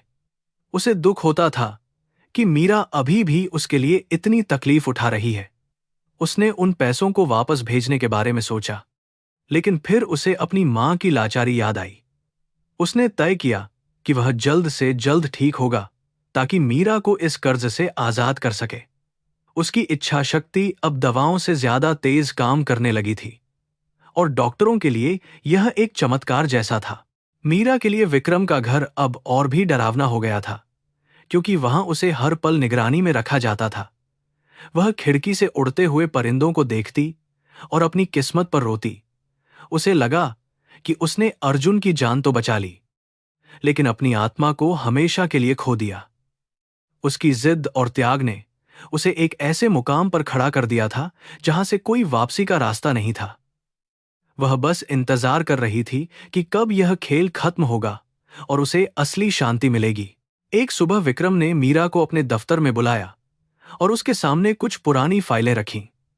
मीरा को समझ नहीं आया कि वे फाइलें क्या थीं, लेकिन विक्रम के चेहरे पर एक कुटिल मुस्कान थी। उसने कहा कि वह मीरा के बारे में सब कुछ जानता है और उसने जो कुछ भी किया है उसका हिसाब उसे देना होगा। मीरा का शरीर बर्फ की तरह ठंडा पड़ गया। उसे लगा कि अब उसका पर्दाफाश होने वाला है और वह सब कुछ खो देगी। वह कांपते हुए उन फाइलों के पन्ने पलटने लगी। उन फाइलों में अर्जुन की दुर्घटना से जुड़ी कुछ ऐसी जानकारियां थीं जिन्हें देखकर मीरा की आंखें फटी की फटी रह गईं। वह सच्चाई इतनी कड़वी और डरावनी थी कि मीरा का सिर चकराने लगा। उसे एहसास हुआ कि जिस इंसान को वह अपना रक्षक मान रही थी वह शायद उसकी बर्बादी का सबसे बड़ा कारण था। नियति ने उसके साथ एक ऐसा क्रूर मजाक किया था जिसे सहना उसके लिए अब नामुमकिन था। कमरे का सन्नाटा अब एक भयानक चीख में बदलने वाला था, जिसे केवल मीरा ही सुन सकती थी। मीरा को महसूस हुआ कि उसकी पूरी जिंदगी एक सोची समझी साजिश का हिस्सा थी। वह विक्रम की आंखों में देख रही थी, जहां अब केवल अहंकार और वासना का तांडव था। इंसानियत के नाम पर जो सौदा हुआ था, वह अब एक खूनी खेल में तब्दील होता दिख रहा था। मीरा ने महसूस किया कि अब उसे भागने के बजाय लड़ने की जरूरत है, वरना वह और अर्जुन दोनों ही इस आग में जलकर राख हो जाएंगे। उसने अपने आंसुओं को पोंछा और एक नई शक्ति के साथ खड़ी हो गई। विक्रम के हाथ में उन पुरानी फाइलों को देखकर मीरा का कलेजा मुंह को आ गया। उन कागजों पर उसी कंपनी का नाम अंकित था जहां अर्जुन का वह भयानक हादसा हुआ था। जैसे जैसे उसने पन्ने पलटे, उसे एहसास हुआ कि वह कोई साधारण दुर्घटना नहीं थी, बल्कि सुरक्षा मानकों की भारी अनदेखी का परिणाम थी। विक्रम, जिसे वह अपना मसीहा समझ रही थी, वास्तव में उस कंपनी का मुख्य मालिक था। उसकी आंखों के सामने अंधेरा छा गया और उसे लगा कि वह किसी गहरी और ठंडी खाई में गिर रही है, जहां से बाहर निकलने का कोई रास्ता नहीं था। विक्रम ने एक ठंडी मुस्कान के साथ अपनी बात जारी रखी और स्वीकार किया कि वह उस दिन केवल इत्तेफाक से वहां नहीं था। उसने बताया कि वह अर्जुन के केस की निगरानी कर रहा था ताकि कंपनी पर कोई कानूनी आंच न आए, लेकिन अस्पताल में मीरा की निस्वार्थ सेवा और उसकी सुंदरता को देखकर उसका मन बदल गया। उसने इस त्रासदी को एक अवसर के रूप में देखा और मीरा को पाने के लिए एक जाल बुना। उसने अर्जुन के इलाज का खर्चा उठाकर खुद को एक नायक के रूप में पेश किया, जबकि वह असली अपराधी था। मीरा को लगा कि उसके शरीर में दौड़ रहा खून बर्फ की तरह ठंडा पड़ गया है। उसे उन गहनों और रेशमी कपड़ों से घृणा होने लगी जो उसने पहन रखे थे, क्योंकि वे सब अर्जुन के लहू की कीमत पर खरीदे गए थे। वह जिस बिस्तर पर सोती थी, वह वास्तव में विश्वासघात की नींव पर बना था। उसने महसूस किया कि विक्रम ने न केवल अर्जुन का शरीर तोड़ा, बल्कि उसकी पत्नी को भी उससे छीनकर अपनी हवस और अहंकार की संतुष्टि की। उसकी रूह कांप उठी और उसे अपने अस्तित्व से ही नफरत होने लगी। विक्रम का अहंकार इतना बढ़ चुका था कि उसे अपनी गलती का कोई पछतावा नहीं था। उसने मीरा से कहा कि उसे शुक्रगुजार होना चाहिए कि उसने एक अपाहिज के बदले उसे इतनी लग्जरी और सुरक्षा दी। उसने तर्क दिया कि अगर वह नहीं होता तो अर्जुन अब तक मर चुका होता और मीरा सड़कों पर भीख मांग रही होती। उसके शब्द मीरा के कानों में पिघले हुए शीशे की तरह उतर रहे थे। वह समझ गई कि यह आदमी इंसानियत के नाम पर एक धब्बा है, जिसने प्यार को भी व्यापार बना दिया था। उस रात मीरा हवेली के आंगन में लगे उस फव्वारे के पास बैठी रही, जिसकी आवाज उसे अब रोने जैसी लग रही थी। उसने सोचा कि क्या उसका बलिदान वाकई सार्थक था, या उसने एक राक्षस की मदद की थी। उसके मन में रह रहकर अर्जुन का चेहरा आ रहा था, जो अपनी बेबसी में भी मीरा की सलामती की दुआ करता था। उसे महसूस हुआ कि कर्म का चक्र बहुत जटिल है, जहां पुण्य करने वाला भी अनजाने में पाप का भागीदार बन जाता है। उसके भीतर एक भयानक प्रतिशोध की ज्वाला धीरे धीरे सुलगने लगी थी। मीरा ने अब एक नया मुखौटा ओढ़ने का फैसला किया ताकि वह विक्रम के करीब रहकर उसे बर्बाद कर सके। उसने अपनी आंखों के आंसू सुखा लिए और चेहरे पर एक झूठी शांति ओढ़ ली। उसने विक्रम को यह विश्वास दिलाया कि वह अब इस सच्चाई को स्वीकार कर चुकी है और उसके साथ खुश है। विक्रम उसकी इस बदली हुई मानसिकता से खुश था और उसे लगा कि उसने मीरा को पूरी तरह से जीत लिया है। वह नहीं जानता था कि एक घायल शेरनी से भी ज्यादा खतरनाक वह औरत होती है जिसका विश्वास टूट चुका हो। उसने चोरी छिपे अर्जुन को और भी बड़ी रकम भेजना शुरू कर दिया, लेकिन अब उसका उद्देश्य केवल इलाज नहीं था। उसने सलीमा के माध्यम से अर्जुन को एक संदेश भेजा कि उसे हार नहीं माननी है और जल्द से जल्द अपने पैरों पर खड़ा होना है। उसने अर्जुन को बताया कि उनकी बर्बादी का असली गुनहगार अभी आजाद घूम रहा है। अर्जुन को जब यह पता चला तो उसकी रगों में दौड़ रहा आलस्य खत्म हो गया और उसके भीतर एक नई ऊर्जा का संचार हुआ। वह अब केवल अपने लिए नहीं, बल्कि न्याय के लिए लड़ना चाहता था।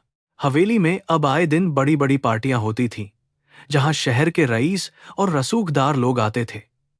मीरा इन महफिलों की रौनक बनी रहती थी, लेकिन उसकी नजरें हमेशा विक्रम की तिजोरी और उन गुप्त दस्तावेजों की तलाश में रहती थीं। उसे पता था कि विक्रम ने कई और लोगों के साथ भी ऐसा ही धोखा किया होगा। उसने धीरे धीरे नौकरों का विश्वास जीतना शुरू किया और घर के उन कोनों तक अपनी पहुंच बनाई जहां जाना मना था। वह एक जासूस की तरह हर छोटी जानकारी को इकट्ठा कर रही थी। एक शाम जब विक्रम नशे में धुत होकर घर लौटा, तो उसने मीरा के सामने अपनी सारी काली करतूतों का बखान करना शुरू कर दिया। उसने बताया कि कैसे उसने सरकारी अफसरों को रिश्वत देकर अर्जुन के हादसे वाली रिपोर्ट को दबवाया था। मीरा ने बहुत ही होशियारी से अपनी साड़ियों के पीछे छिपाए हुए एक छोटे से रिकॉर्डर में उसकी आवाज कैद कर ली। उस पल उसे लगा कि उसके हाथ में वह ब्रह्मास्त्र आ गया है, जो विक्रम के साम्राज्य को पल भर में राख कर सकता था। उसका दिल जोर से धड़क रहा था। विक्रम की क्रूरता अब उसकी अपनी मां यानी कौशल्या तक भी पहुंचने लगी थी, जिसे वह केवल पैसे के लालच में चुप रखता था। मीरा ने देखा कि कौशल्या अब अपनी गलती पर पछता रही है और उसे अपनी बहू की कमी खल रही है। मीरा ने चुपके से अपनी सास से मुलाकात की और उन्हें सारी सच्चाई बताई। कौशल्या फूट फूट कर रोने लगी और उसने मीरा से माफी मांगी। उन दोनों औरतों ने मिलकर तय किया कि वे इस अन्याय के खिलाफ एक साथ खड़ी होंगी और अपने परिवार का सम्मान वापस पाएंगी। इधर अस्पताल में अर्जुन की रिकवरी ने डॉक्टरों को भी हैरान कर दिया था। उसने अपनी इच्छा शक्ति के बल पर बैसाखियों के सहारे चलना शुरू कर दिया था। उसके चेहरे पर अब वह उदासी नहीं थी, बल्कि एक दृढ़ संकल्प था। वह रोजाना घंटों व्यायाम करता और अपने शरीर को फिर से मजबूत बनाने की कोशिश करता। उसे पता था कि मीरा एक बहुत बड़े खतरे के बीच रह रही है और उसे जल्द से जल्द वहां से निकालना उसका परम कर्तव्य है। प्यार अब एक नई शक्ति के रूप में उभरा था।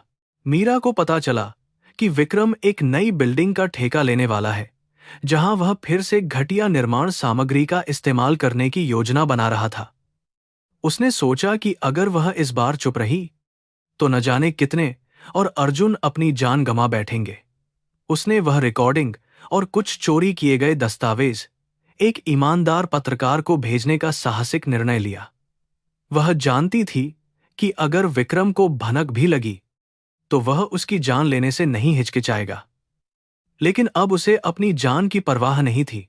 एक रात जब बिजली कड़क रही थी और भारी बारिश हो रही थी, मीरा ने वह लिफाफा सलीमा को सौंप दिया। सलीमा ने उसे गले लगाया और उसकी बहादुरी की तारीफ की।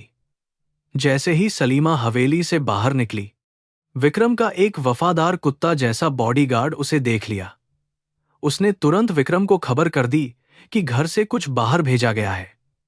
विक्रम का चेहरा गुस्से से लाल हो गया और उसने मीरा के कमरे की ओर दौड़ लगाई। मीरा समझ गई कि अब उसकी परीक्षा की घड़ी आ गई है और उसे डटकर मुकाबला करना होगा। विक्रम ने मीरा का गला पकड़ लिया और उसे दीवार से सटा दिया। उसने चिल्लाकर पूछा कि उस लिफाफे में क्या था। मीरा ने डरे बिना उसकी आंखों में देखा और कहा कि उसमें उसकी मौत का वारंट था। विक्रम ने उसे जोर से धक्का दिया, जिससे उसका सिर बिस्तर के कोने से टकरा गया और खून बहने लगा। लेकिन मीरा मुस्कुरा रही थी, क्योंकि उसे पता था कि वह तीर कमान से निकल चुका है। विक्रम उसे कमरे में बंद करके बाहर चला गया और उसे जान से मारने की धमकी देने लगा।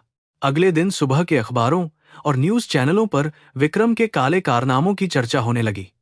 पुलिस की एक टीम सायरन बजाती हुई हवेली के गेट पर पहुंच गई। विक्रम ने भागने की कोशिश की, लेकिन चारों ओर से घेरा जा चुका था। उसे हथकड़ियां पहनाई गईं और सबके सामने उसे ले जाया जाने लगा। गांव के लोग भी वहां जमा हो गए थे और वे उस पर थूक रहे थे, जिसे वे कल तक बड़ा आदमी समझते थे। इंसानियत ने आज सिर उठाकर अपनी जीत का पहला जश्न मनाया था। मीरा को उस कैद से आजाद कराया गया और उसे अस्पताल ले जाया गया, जहां उसका इलाज हुआ। कौशल्या उसके पास आई और उसके घावों पर मरहम लगाया। उन दोनों की आंखों में पछतावे और सुकून के मिले जुले आंसू थे। मीरा को लगा कि उसकी गरिमा वापस आ गई है। भले ही उसके पास अब धन दौलत नहीं थी, उसने विक्रम के दिए हुए सारे गहने पुलिस को सौंप दिए ताकि वे पीड़ितों की मदद में काम आ सकें। उसने महसूस किया कि असली अमीरी दिल की पवित्रता और सच्चाई में ही होती है। जैसे ही विक्रम जेल गया, उसकी सारी संपत्ति सील कर दी गई। मीरा एक बार फिर अपनी पुरानी फटी साड़ियों में आ गई, लेकिन इस बार उसके चेहरे पर एक अलौकिक तेज था। वह अपने पुराने घर में वापस लौटी, जहां अर्जुन उसका इंतजार कर रहा था। गांव की गलियां आज उसे डरा नहीं रही थीं, बल्कि उसका स्वागत कर रही थीं।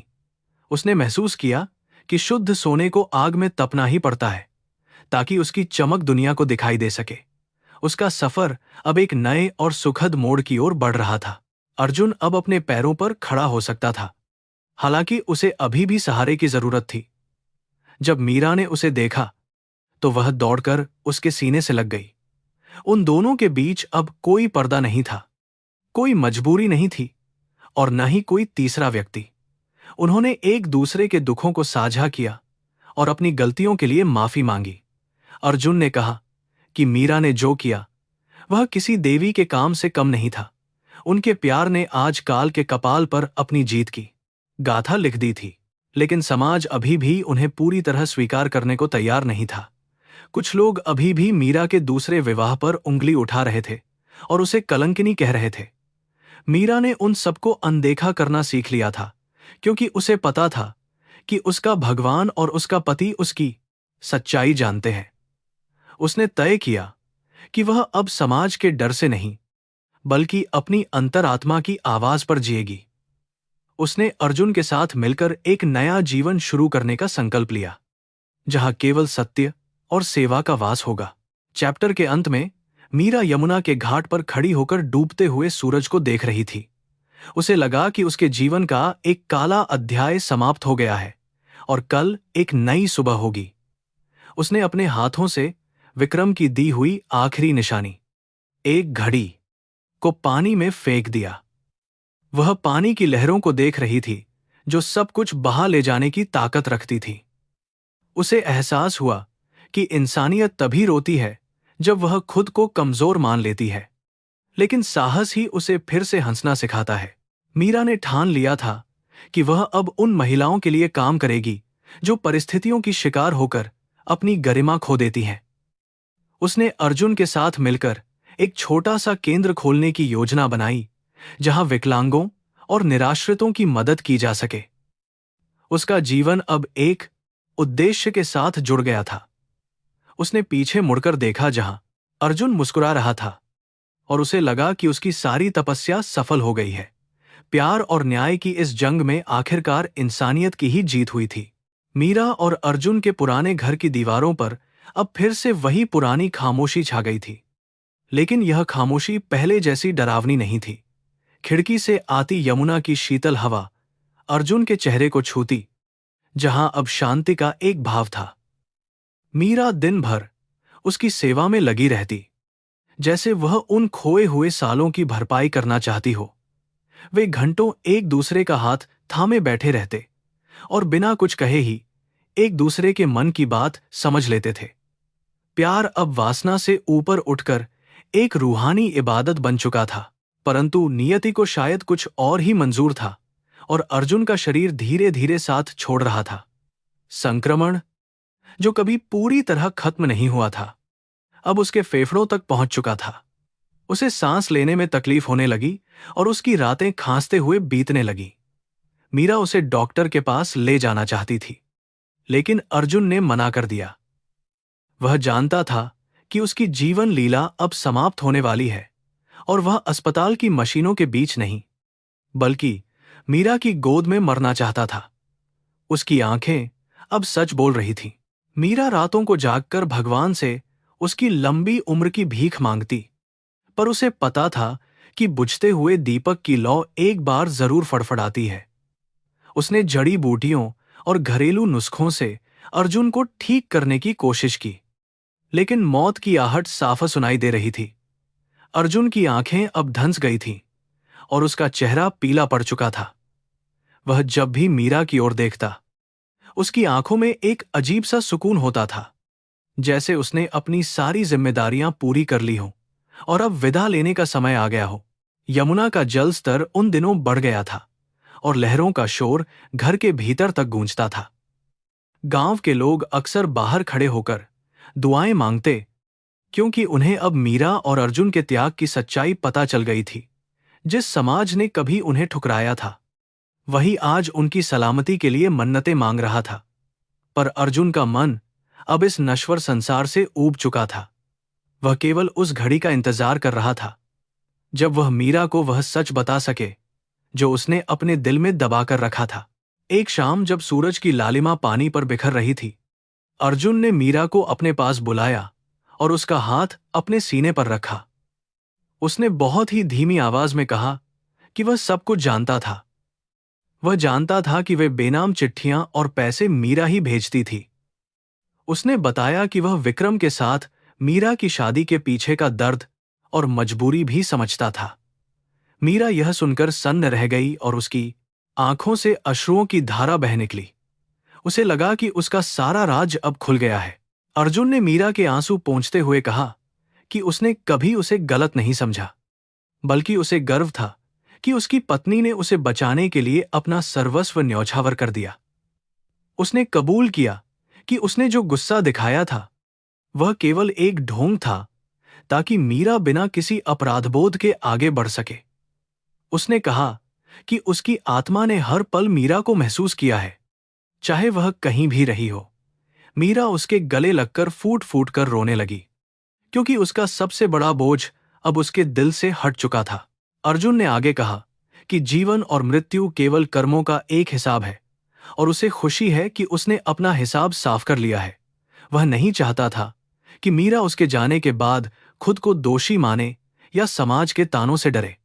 उसने मीरा से वादा लिया कि वह रोएगी नहीं, बल्कि अपनी जिंदगी को दूसरों की सेवा में लगाएगी। उसकी आवाज अब और भी क्षीण होती जा रही थी, जैसे कोई दूर से पुकार रहा हो। मीरा का कलेजा फट रहा था, पर वह बस अपना सिर हिलाती रही। कमरे में रखे दिए की बत्ती अब छोटी होने लगी थी और अंधेरा चारों ओर फैल रहा था। अर्जुन के हाथ की पकड़ ढीली पड़ने लगी, पर उसकी नजरें मीरा के चेहरे पर टिकी थीं। उसने आखिरी बार मीरा का नाम पुकारा और उसके चेहरे पर एक अलौकिक मुस्कान तैर गई। उस मुस्कान में कोई दर्द नहीं था, कोई पछतावा नहीं था, केवल एक असीम शांति थी। मीरा ने महसूस किया कि अर्जुन की सांसों की डोर अब टूट चुकी है और वह इस दुनिया की बंदिशों से हमेशा के लिए आजाद हो गया है। घर में सन्नाटा पसर गया, केवल बाहर यमुना की लहरों किनारे से टकरा रही थीं। मीरा ने अर्जुन के माथे को चूमा और उसके ठंडे पड़ते शरीर को अपने आंचल से ढक दिया। उसे लगा कि उसके जीवन का सूरज हमेशा के लिए अस्त हो गया है, लेकिन उसके भीतर एक नई शक्ति का उदय हो रहा था। उसने खिड़की की ओर देखा, जहां चांद की रोशनी पानी पर चांदी की तरह चमक रही थी। उसे लगा कि अर्जुन अब उस अनंत प्रकाश का हिस्सा बन गया है, जहां कोई दुख नहीं पहुंच सकता। अगली सुबह जब गांव वालों ने अर्जुन की अर्थी उठाई, तो हर आंख नम थी और हर मुंह से राम नाम सत्य है की गूंज निकल रही थी। मीरा सफेद साड़ी में लिपटी हुई, पत्थर की मूरत की तरह चुपचाप पीछे चल रही थी। उसने अर्जुन को उसी घाट पर अग्नि दी, जहां उन्होंने कभी साथ जीने मरने की कस्में खाई थीं। लपटें ऊंची उठ रही थीं और उनके साथ ही अर्जुन की सारी यादें भी धुएं बनकर आसमान में विलीन हो रही थीं। मीरा ने महसूस किया कि उसका आधा वजूद जलकर राख हो गया है। उन पलों में मीरा को वे दिन याद आने लगे जब वे दोनों खेतों में दौड़ते थे और जीवन केवल एक लंबी सुनहरी दोपहर जैसा लगता था। अर्जुन अक्सर मिट्टी से सुंदर मूर्तियां बनाता था और कहता था कि वह अपनी मीरा की प्रतिमा कभी नहीं बना पाएगा, क्योंकि उसकी सुंदरता को किसी सांचे में नहीं ढाला जा सकता। वे मासूम वादे अब इस मृत्युशैया पर कितने भारी लग रहे थे। स्मृतियों का वह सैलाब मीरा के सीने में एक मीठा सा दर्द पैदा कर रहा था, जिसे वह अपनी पूरी जिंदगी संजोकर रखना चाहती थी। अर्जुन का जाना केवल एक व्यक्ति का अंत नहीं था, बल्कि एक प्रेम कहानी का चरमोत्कर्ष था, जिसने कठिन समय में भी अपना गौरव नहीं खोया। मीरा ने श्मशान से लौटते समय महसूस किया कि उसकी रगों में अब केवल लहू नहीं, बल्कि अर्जुन का दिया हुआ वह साहस भी दौड़ रहा है। उसने घाट की सीढ़ियों पर बैठकर कसम खाई कि वह अर्जुन के सपनों को अधूरा नहीं छोड़ेगी। आसमान अब साफ हो चुका था और पक्षी अपने घोंसलों की ओर लौट रहे थे, जैसे वे भी शांति का संदेश दे रहे हों। गांव की औरतों ने मीरा को सांत्वना देने की कोशिश की, पर मीरा को उनकी दया की जरूरत नहीं थी। उसने अपनी चूड़ियां उतार दी थीं और सिंदूर पोंछ लिया था, लेकिन उसकी रूह अभी भी सुहागन थी। उसने महसूस किया कि प्रेम शरीर का नहीं, बल्कि आत्मा का मिलन होता है, जो मृत्यु के बाद भी जीवित रहता है। अर्जुन भले ही आंखों के सामने नहीं था, पर वह उसकी हर धड़कन में धड़क रहा था। मीरा ने अपने आंसुओं को पोंछा और एक नई सुबह की प्रतीक्षा करने लगी, जो जल्द आने वाली थी। रात के सन्नाटे में उसे अर्जुन की आवाज सुनाई देती थी, जैसे वह कह रहा हो कि मीरा, तुम हारना मत। वह आवाज उसे शक्ति देती थी कि वह उन लोगों के लिए लड़े जो व्यवस्था की मार झेल रहे हैं। उसने तय किया कि वह विक्रम द्वारा छोड़े गए उस काले अध्याय को पूरी तरह मिटा देगी और समाज में एक नई रोशनी फैलाएगी। इंसानियत की रक्षा करना ही अब उसका एकमात्र धर्म बन गया था। वह जानती थी कि अर्जुन कहीं न कहीं से उसे देख रहा है और मुस्कुरा रहा है। मीरा ने अर्जुन की पुरानी डायरी उठाई, जिसमें उसने अपने अधूरी इमारतों के नक्शे बनाए थे। उन नक्शों को देखकर मीरा की आंखों में फिर से आंसू आ गए, पर इस बार वे प्रेरणा के थे। उसने सोचा कि वह इन नक्शों को हकीकत में बदलेगी और गरीबों के लिए अस्पताल और स्कूल बनाएगी। उसका संकल्प अब चट्टान की तरह मजबूत हो गया था। उसे पता था कि रास्ता कठिन है, लेकिन अर्जुन का प्रेम उसका मार्गदर्शन करेगा। वह अब एक असहाय विधवा नहीं, बल्कि एक जुझारू व्यक्तित्व बन चुकी थी। गांव के सरपंच ने मीरा को जमीन का एक टुकड़ा दान करने का प्रस्ताव दिया, ताकि वह अपना काम शुरू कर सके। यह उस समाज का प्रायश्चित था जिसने मीरा को कभी दुत्कारा था। मीरा ने उसे स्वीकार किया, पर इस शर्त पर कि वहां जाति और धर्म का कोई भेदभाव नहीं होगा। उसने अर्जुन के नाम पर एक ट्रस्ट की स्थापना की और अपनी सारी संपत्ति उसमें लगा दी। उसकी निस्वार्थ सेवा ने लोगों के दिलों को जीत लिया और जल्द ही पूरा गांव उसके साथ खड़ा हो गया। यमुना की लहरें अब मीरा को एक गीत की तरह लगती थीं, जो निरंतरता का प्रतीक था। वह हर शाम घाट पर जाकर बैठती और अर्जुन से बातें करती। उसे महसूस होता कि अर्जुन हवा के झोंकों में, पेड़ों की सरसराहट में और पानी की कलकल में मौजूद है। वह कभी अकेली नहीं थी, क्योंकि उसका प्यार ब्रह्मांड का हिस्सा बन चुका था। उसकी सादगी और उसका विश्वास ही उसकी सबसे बड़ी ताकत थी। उसने समाज को सिखाया कि सच्ची जीत अहंकार की नहीं, बल्कि करुणा और बलिदान की होती है। जैसे जैसे दिन बीते, मीरा का स्वास्थ्य भी ढलने लगा, लेकिन उसका उत्साह कभी कम नहीं हुआ। उसने सैकड़ों अनाथ बच्चों को पढ़ाया और हजारों बीमारों का इलाज करवाया। उसकी ख्याति दूर दूर तक फैल गई और लोग उसे त्याग की प्रतिमूर्ति कहने लगे। उसने हमेशा खुद को एक साधारण दासी माना, जो केवल अपने पति के आदेशों का पालन कर रही थी। उसकी विनम्रता ने बड़े बड़े रईसों को भी झुकने पर मजबूर कर दिया। वह एक जीवंत मिसाल बन गई थी कि इंसानियत कभी नहीं मरती। अर्जुन की पुण्यतिथि पर मीरा ने एक बड़ा आयोजन किया, जहां उसने सभी गरीबों को खाना खिलाया। उस दिन उसे अर्जुन की बहुत याद आई और उसने महसूस किया कि उसका समय भी अब करीब है। उसने अपनी उत्तराधिकारी सलीमा को बनाया और उसे सारी जिम्मेदारियां समझा। दीन उसके चेहरे पर वही शांति थी जो अर्जुन के चेहरे पर मौत के समय थी। उसने अपनी आंखें बंद कीं और अर्जुन की उस पुरानी मूरत को याद किया जो उसने पहली बार देखी थी। उसका दिल अब बिल्कुल हल्का हो गया था। अंत समय में मीरा ने फिर से वही लाल जोड़ा पहना जो उसने अपनी पहली शादी में पहना था। उसे लगा कि वह एक बार फिर वधू बनकर अपने स्वामी के पास जा रही है। उसने यमुना के जल का आचमन किया और धरती मां को प्रणाम किया। उसके चारों ओर उसकी सेवा से लाभान्वित हुए लोगों की भीड़ थी जो रो रही थी। पर मीरा मुस्कुरा रही थी, क्योंकि वह जानती थी कि वह अंत नहीं, बल्कि एक नए मिलन की शुरुआत है। उसका सफर अब पूर्णता की ओर बढ़ रहा था। मीरा की सांसों ने धीरे धीरे साथ छोड़ना शुरू किया और उसका सिर सलीमा की गोद में ढल गया। जैसे ही उसकी रूह ने शरीर का त्याग किया, मंदिर की घंटियां अपने आप बज उठीं। लोगों ने देखा कि एक दिव्य प्रकाश आसमान की ओर जा रहा था। यमुना की लहरों ने एक आखिरी बार उसके चरणों को छुआ और उसे विदा किया। मीरा अब अमर हो गई थी, अपने बलिदान और अपने प्रेम की गाथा के साथ। इंसानियत आज गर्व से सिर उठाकर खड़ी थी, क्योंकि उसे मीरा मिली थी। अर्जुन के जाने के बाद मीरा की दुनिया जैसे ठहर गई थी, लेकिन उसके मन में एक नई ज्योति जल रही थी। उसने महल की सुख सुविधाओं को पूरी तरह त्याग दिया और गांव की उसी छोटी सी कुटिया में वापस आ गई, जहां उसके प्यार की खुशबू बसी थी। सफेद साड़ी अब उसकी पहचान बन गई थी, जो उसकी पवित्रता और वैराग्य का प्रतीक थी। गांव वाले उसे अब आदर की नजरों से देखते थे, क्योंकि उन्होंने उसकी अग्निपरीक्षा को अपनी आंखों से देखा था। मीरा के चेहरे पर छाई शांति यह बयां करती थी कि उसने अपनी आत्मा को पा लिया है। विक्रम अपनी जेल की सलाखों के पीछे पश्चाताप की अग्नि में जल रहा था। उसके पास धन दौलत तो बहुत थी, लेकिन शांति का एक भी पल नहीं था। उसने जेल से ही अपनी वसीयत में बदलाव किया और अपनी सारी संपत्ति अर्जुन सेवा ट्रस्ट के नाम कर दी।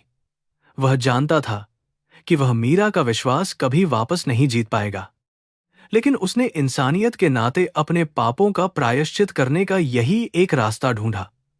उसकी आंखों में अब वह अहंकार नहीं था, बल्कि एक गहरी ग्लानि और सुधार की तड़प दिखाई देती थी। मीरा ने उस संपत्ति का उपयोग गांव में एक आधुनिक अस्पताल और विकलांग केंद्र बनाने में किया। उसने यह सुनिश्चित किया कि किसी भी मजदूर को सुरक्षा उपकरणों के अभाव में काम न करना पड़े। जैसा कि अर्जुन के साथ हुआ था, वह खुद हर मरीज के पास जाती और उनकी सेवा करती, जैसे वह उनमें अपने अर्जुन को देख रही हो। उसके हाथों का स्पर्श चंगाई देता था और उसकी आवाज लोगों के दुखों को हर लेती थी। वह अब केवल एक व्यक्ति नहीं, बल्कि एक संस्था बन गई थी, जिसने सेवा को ही अपना परम धर्म माना था। समय बीतता गया और कर्म का सिद्धांत सबके सामने चरितार्थ होने लगा।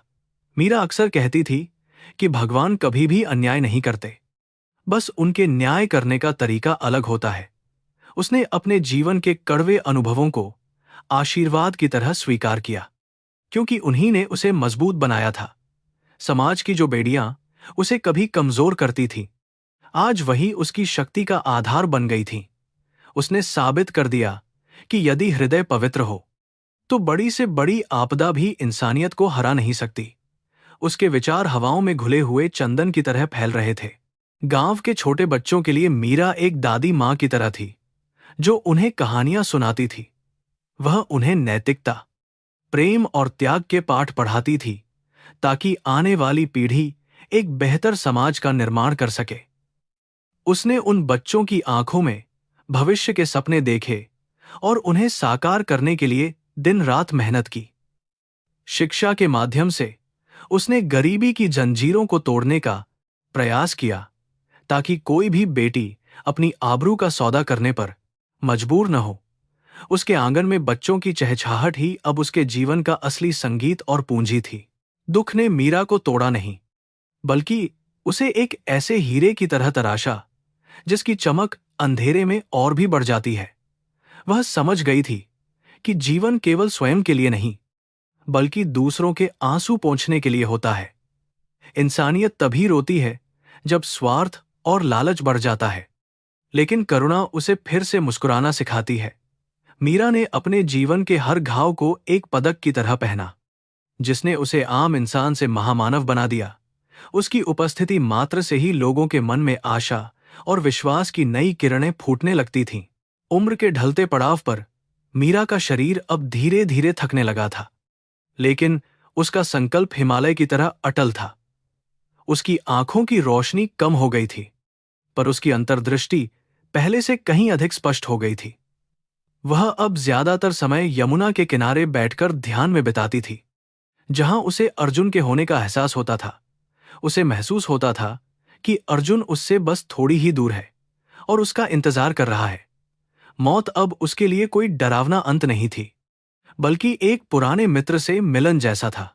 अपने अंतिम दिनों में मीरा ने सलीमा को अपने पास बुलाया और ट्रस्ट की सारी चाबियां उसे सौंप दी। उसने सलीमा को हिदायत दी कि वह हमेशा गरीबों के हितों को सर्वोपरि रखे और कभी भी सत्ता या पैसे के आगे ना झुके। सलीमा ने रोते हुए मीरा के पैर छुए और वादा किया कि वह इस महान परंपरा को अक्षुण्ण रखेगी। मीरा के चेहरे पर एक संतुष्टि भरी मुस्कान थी, क्योंकि उसने अपना मिशन पूरा कर लिया था। उसने अपनी पोटली से अर्जुन की वह पुरानी कमीज निकाली और उसे सीने से लगा लिया। पूर्णिमा की एक रात, जब आकाश दूधिया रोशनी से नहाया हुआ था, मीरा ने अपनी अंतिम सांसें लीं। उसे ऐसा लगा जैसे अर्जुन साक्षात उसके सामने खड़ा है और अपना हाथ उसकी ओर बढ़ा रहा है। वह दृश्य इतना सुंदर और दिव्य था कि मीरा की आंखों से खुशी के आंसू बह निकले। उसने बिना किसी कष्ट के अपनी देह त्याग दी और उसकी आत्मा उस अनंत प्रकाश में विलीन हो गई, जहां केवल शाश्वत प्रेम का वास है। पूरा गांव उस रात जागता रहा और अपनी महान बेटी की विदाई में शोक मनाता रहा। मीरा और अर्जुन की यह दास्तान अब एक लोक कथा बन चुकी है, जिसे लोग आज भी बड़ी श्रद्धा के साथ सुनाते हैं। यमुना का पानी आज भी उस त्याग की गवाही देता है जिसने इंसानियत को रोने पर मजबूर कर दिया था। यह कहानी हमें याद दिलाती है कि परिस्थितियां चाहे कितनी ही विपरीत क्यों न हो, सत्य और करुणा का मार्ग ही अंततः विजय की ओर ले जाता है। मीरा अब एक व्यक्ति नहीं, बल्कि एक चेतना है जो हर दुखी हृदय को हिम्मत देती है। उसकी राख जल में मिल गई पर अमर हो गई। यमुना के घाट पर आज भी एक पत्थर लगा है जिस पर मीरा और अर्जुन का नाम अंकित है। प्रेमी जोड़े वहां आकर कस्में खाते हैं कि वे भी अपने जीवन में ऐसा ही निस्वार्थ प्रेम करेंगे। मीरा के जीवन ने यह सिद्ध कर दिया कि बलिदान कभी व्यर्थ नहीं जाता और कर्म का फल देर सबेर अवश्य मिलता है। उस गांव की हवाओं में आज भी एक अजीब सी शांति महसूस होती है। लोग कहते हैं कि जो भी सच्चे मन से यहां आता है, उसके हृदय का घाव भर जाता है और उसे नई राह मिलती है। विक्रम की मृत्यु के बाद उसकी जेल की डायरी में केवल एक ही शब्द लिखा मिला, क्षमा। उसने अपने अंतिम क्षणों में भगवान से नहीं, बल्कि मीरा की आत्मा से माफी मांगी थी। यह उस इंसानियत की सबसे बड़ी जीत थी जिसने नफरत को भी प्रेम में बदल दिया था। समाज ने यह सीखा कि गरीबी शरीर को लाचार कर सकती है, लेकिन आत्मा की गरिमा को नहीं छीन सकती। मीरा की कहानी आने वाली सदियों तक उन लोगों को प्रेरित करती रहेगी जो अंधेरे में रोशनी की तलाश कर रहे हैं। सत्य ही अंततः टिका रहा। अस्पताल की दीवारों पर अर्जुन के नक्शे आज भी फ्रेम किए हुए लगे हैं, जो हर किसी को याद दिलाते हैं कि सपने कभी नहीं मरते। मीरा ने उन नक्शों को ईंट और पत्थर से नहीं, बल्कि अपने खून और पसीने से सींचा था। हर नया वास्तुकार जो वहां आता है, अर्जुन की प्रतिभा को नमन करता है। मीरा ने अपनी विवशता को शक्ति में बदलकर यह दिखाया कि एक साधारण स्त्री क्या कुछ नहीं कर सकती। उसकी मेहनत ने उस क्षेत्र का नक्शा ही बदल दिया और खुशहाली की एक नई लहर ला दी। इंसानियत के उन आंसुओं ने आज एक विशाल समुद्र का रूप ले लिया है, जहां करुणा की लहरें उठती हैं। मीरा के ट्रस्ट ने हजारों बच्चों को नई जिंदगी दी और उन्हें समाज की मुख्य धारा से जोड़ा। वह केंद्र आज भी बिना किसी भेदभाव के सबकी सेवा कर रहा है। जैसे मीरा चाहती थी, उसकी विरासत अब उन हाथों में है जो सेवा की कीमत समझते हैं। यमुना के किनारे उगने वाले फूल आज भी मीरा की याद में महकते हैं। कहानी का अंत भले ही हुआ हो, पर उसकी खुशबू हमेशा बनी रहेगी। रात के सन्नाटे में जब सितारे अपनी चमक बिखेरते हैं, तो ऐसा लगता है जैसे मीरा और अर्जुन ऊपर से मुस्कुरा रहे हों। उनका प्रेम अब नक्षत्रों के बीच अपनी जगह बना चुका है। धरती पर उनकी यादें एक मशाल की तरह जल रही हैं, जो हर उस शख्स को रास्ता दिखाती हैं जो भटक चुका है। किसी ने सच ही कहा है कि सच्चा प्यार कभी खत्म नहीं होता, वह बस अपना रूप बदल लेता है।